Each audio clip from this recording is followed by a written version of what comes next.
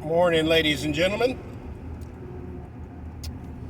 It is Monday, September 27th, 7:53 a.m.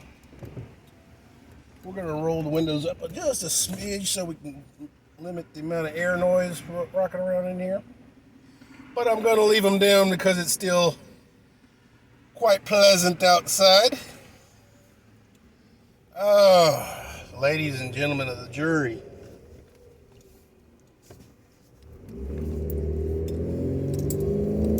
the National Guard seems to be the government's Swiss Army knife. The government seems to think that they can do just about anything, and that is a little bit troubling, guys. Not 100% sure what kind of numbers are in each state's guard as well as the National Guard. But, I'm sure there is a limit to that. But you got states now, because of these injection mandates, actually going to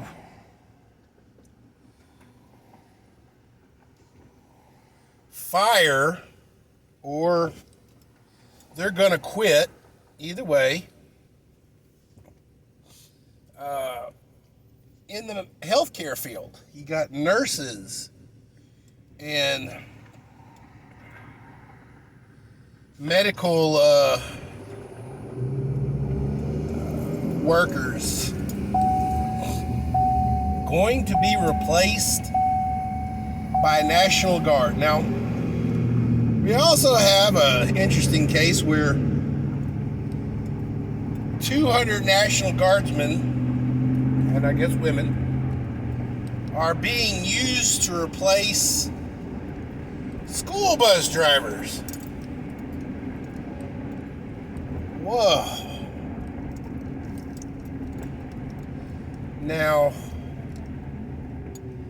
ladies and gentlemen of the jury, I don't know if that's even plausible. I mean,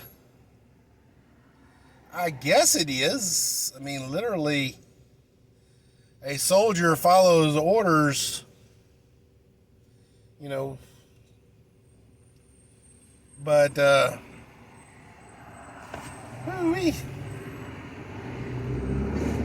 being sent to drive a bus, that's a new one, guys. So, but okay, military training. I mean, there is a reason why the military has field medics, has MASH medics, and doctors and things like that, because although the average soldier can and is equipped to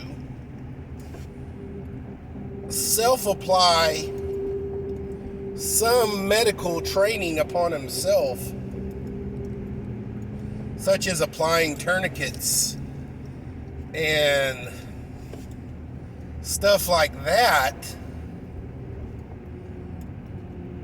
I am 99.9% sure that a soldier will not self-apply a chest seal. So, but Most soldiers carry an IFAK, which is an individual first aid kit. It is first responders' first set of gear to stop or to mitigate injuries, to stabilize a soldier, to possibly get him back into the fight, him or her back into the fight.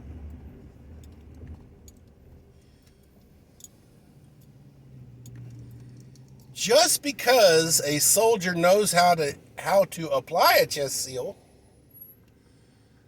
and for the most part,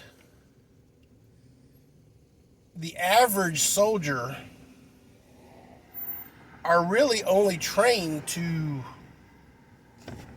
mitigate gunshot wounds or battlefield injuries.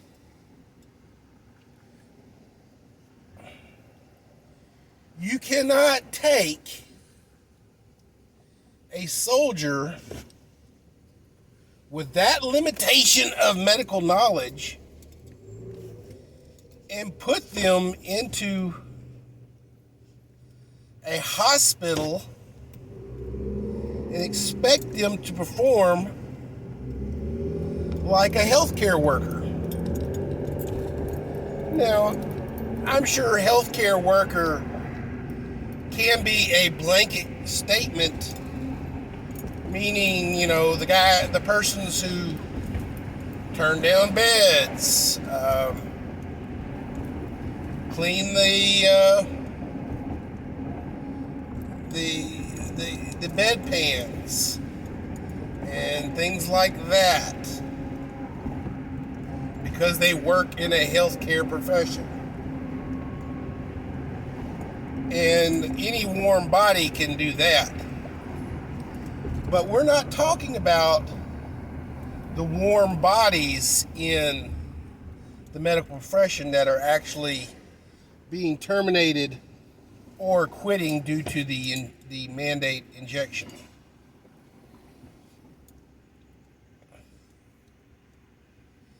We're talking about nurses.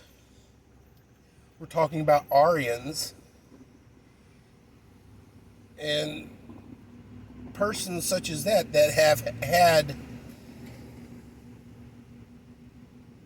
many years in school training, as well as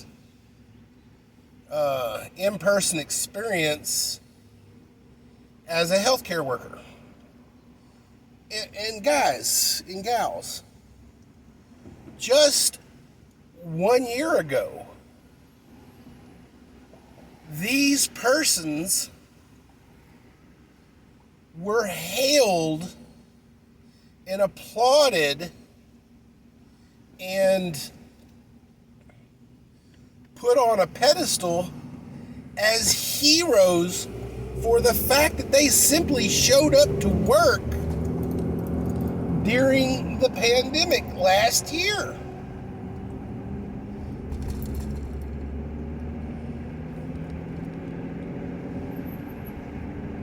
Obviously, no good deed goes unpunished. Obviously, these healthcare workers survived last year's pandemic without a injection. But because an injection is available now,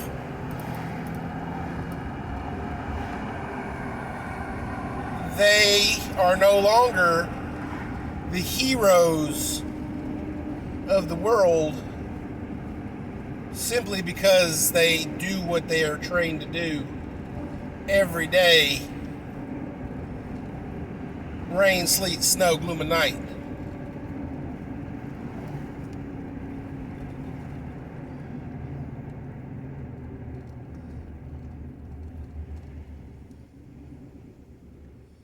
People, healthcare workers don biohazard suits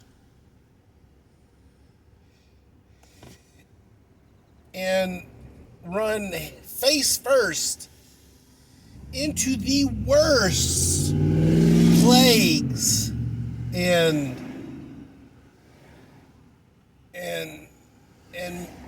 medical situations that literally are horrendous. And yet, because they are not getting the fancy flu shot, they are being turned out into the cold and treated like, any other worker.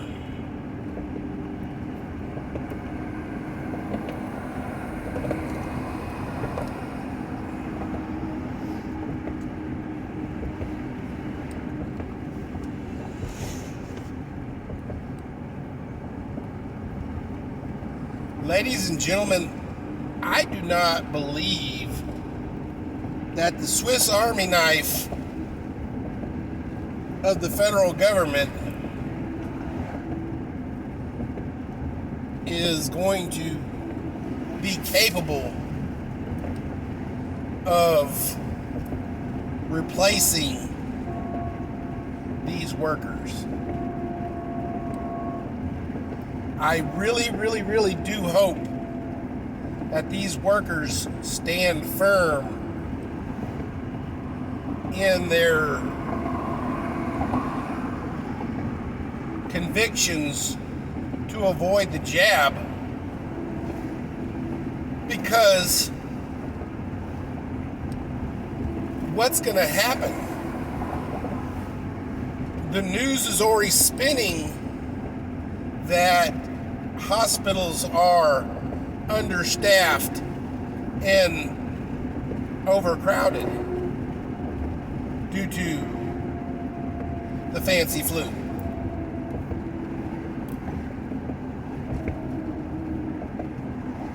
What happens when there truly is an understaffed situation? Now, I'm going to say this, guys. Healthcare workers and nurses specifically can pretty much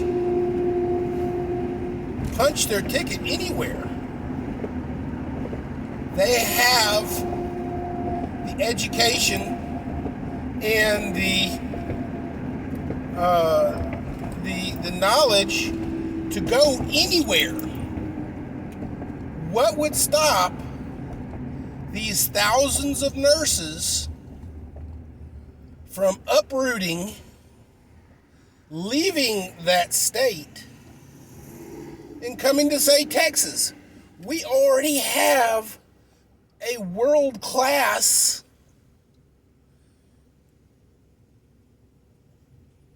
medical center here. We have a world-class cancer center here in Houston. What would stop those thousands of nurses coming and filling the gaps here in Texas? Technically, we have no mandates. And ladies and gentlemen of the jury, Texas has been and always will be, at least unless some weird thing happens, we are a right-to-work state. Meaning, you do not have to join a union to get work here. You do not have to do anything other than meet the qualifications of that employer.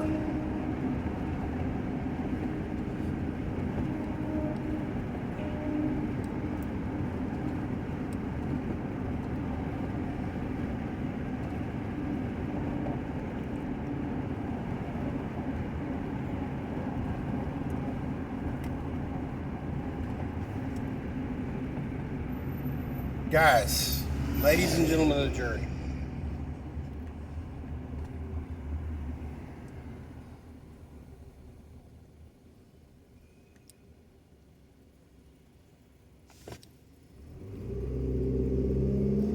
what happens when all those thousands of nurses leave the state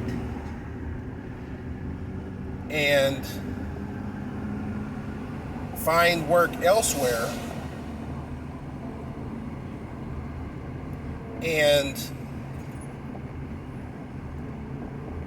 you can't have your baby in whatever state you're in?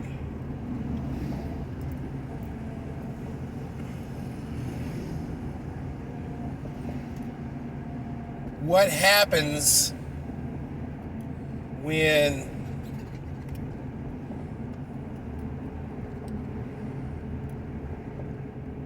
grandparents can't go in and get their hip replaced for the quality of life?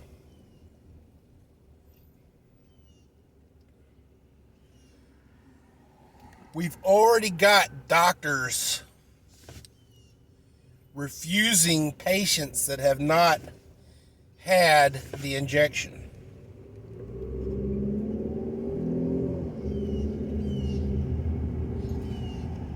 The Hippocratic Oath, doctor, do no harm.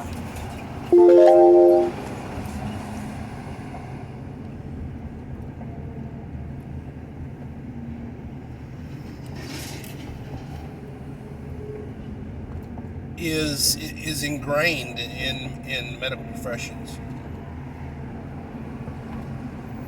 and is part of the reason why they can be sued for malpractice. But, ladies and gentlemen of the jury,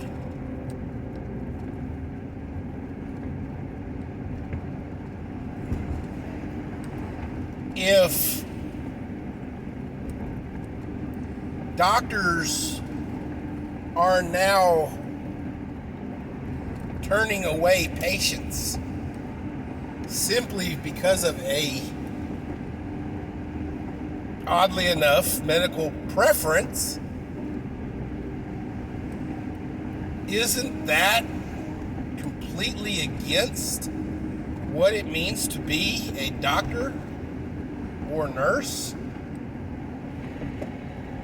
Are you not, by your own oath, mandated to help if you can?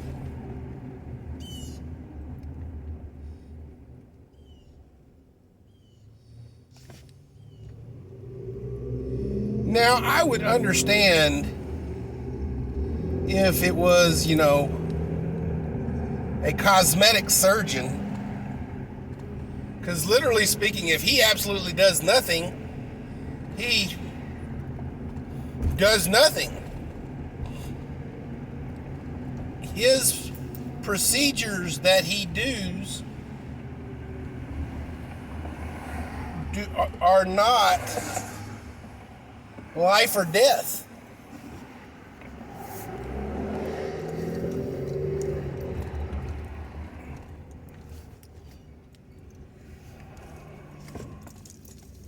And as such,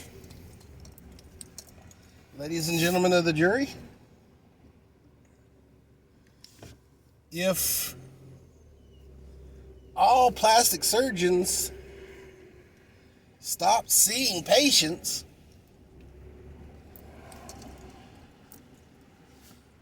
other than the rich and famous who live for plastic surgery, there would be literally no change to the medical field in America. But for the general practitioner, the ones who treat the owies and boo-boos on our kids, the ones who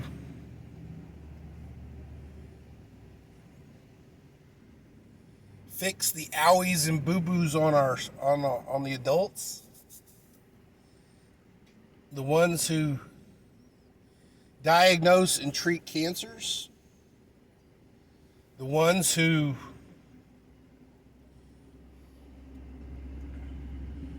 put artificial hips and bones and knees and things like that to improve our quality of life, or at least make our quality of life to where we can live it. Those are the ones who will be missed. And part of socialism is the death panels. If you cannot contribute to society, you are dictated as a worthless person and therefore are not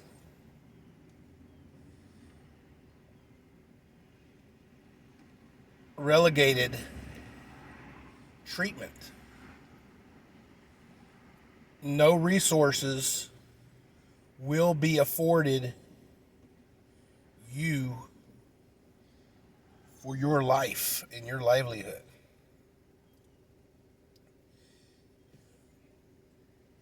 An 80-year-old doesn't get a new hip. Guess what? They're relegated to a wheelchair now.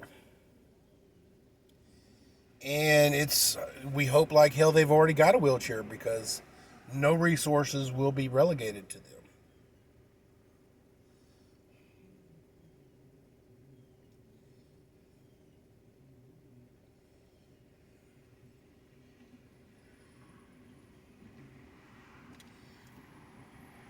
Ladies and gentlemen of the jury, they are affecting our police force. They are affecting our military, which is our security. They are affecting our medical field now, which is our quality of life. And they're affecting, of course, our education, which affects our next generation.